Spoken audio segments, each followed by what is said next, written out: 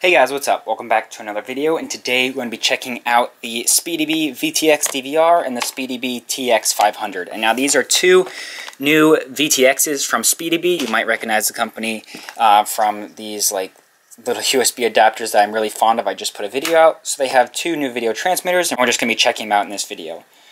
Unfortunately, I don't have anything at the moment that I can put these into, as well as I need to leave for a trip right away, so I'm not going to be able to provide any flight footage for these. However, when I've done videos of VTXs in the past, it's pretty much, oh, it works, here's the range. You know, there's no clear winner, or you can't really tell much by seeing DVR. So I think just running over the features and highlighting what they offer will be enough for you to decide if you're interested in them or not. So first, let's take a look at the VTX DVR, and they do come in these very nice little cases here. Whoa, this hype train there, actually a pretty decently long little thing. Very nice colored instructions, just like the Speedybee and flight controller.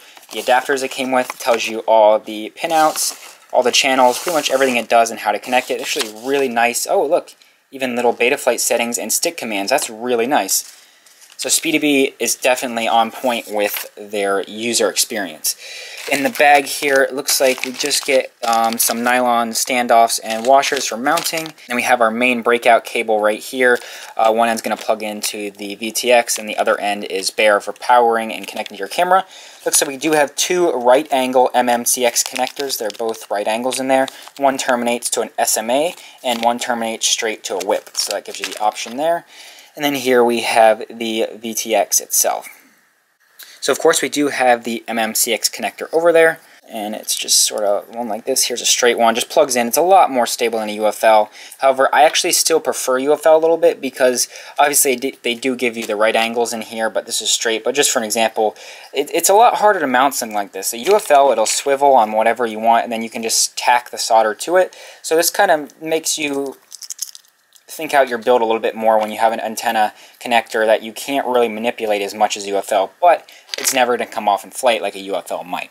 So if we flip the VTX over, we basically just have our, well, first of all, here is the plug that they give you the harness to, and then they do have separate solder pads right here in case the plug breaks off or you just want to direct solder. That's really nice, and they do have them labeled right there. So it does take, looks like 2 to 6S. Then you have your 5 volts out for your camera that's filtered, as well as this does have smart audio. This actually uses the TRAMP protocol, which is what they explain setting it up in Betaflight right there to get your smart audio VTX remote control working. On the other side, we just have our buttons for changing the channel and bands right here, as well as we do have a little microphone on board.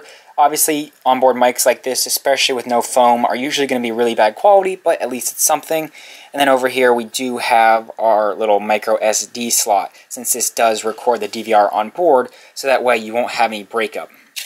And looking at this little diagram, it actually looks like it has multiple different settings, but it'll only output 25, 200, and 600 milliwatts. But that's still perfectly enough. If you're racing, you can set it down to 25. If you're just at a fun fly with others, you can set it to 200. And if you're alone and you want to do a little bit of long range flying, you can set it to 600 milliwatts. So that was the 30.5 by 30.5 mounting board. Now let's check out the little TX500. This guy is actually a lot smaller. Once again, with our cables, we have a really nice setup manual as well. A little bit shortened version, so this guy has less features there. And in the bag, it looks like we have the same exact connectors. However, this uses M2 hardware. The 30 by 30 uses M3, which should give you M3 nylons. And then the little 20 by 20 uses the M2, which they give you here. But same thing with a MMCX SMA and MMCX linear antenna there. So the basic layout is pretty similar. Once again, we have the MMCX right here. We have our little microphone and our breakout cable with our pads and everything labeled right there. The only thing that this guy does not have is the onboard SD card slot that the bigger one has. So this one's not going to be able to record on board, so you are going to get your breakup in your DVR. But for a lot of people, they don't really care about that, especially if they have a good video system.